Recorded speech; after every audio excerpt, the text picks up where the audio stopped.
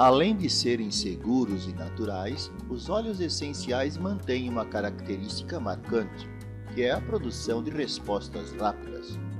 O poder de ação dos óleos essenciais os torna extremamente úteis em produzir resposta mesmo quando é utilizada uma pequena quantidade de óleo.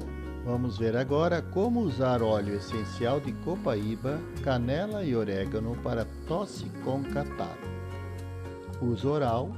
Adicione em uma única cápsula 3 gotas de óleo essencial de copaíba, mais 4 gotas de óleo essencial de canela, mais 3 gotas de óleo essencial de orégano. Ingerir com água pela manhã e à noite antes de dormir. Uso tópico. Diluir 4 gotas de óleo essencial de bridge em 1 colher de café de óleo de coco carreador.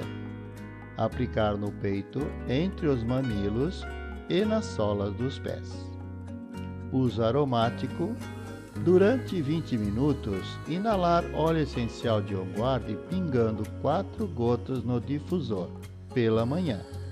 Você poderá repetir a mesma dica à noite. Até breve, em um novo vídeo. Saúde com soluções naturais, assista aqui com GCM Vida Saudável.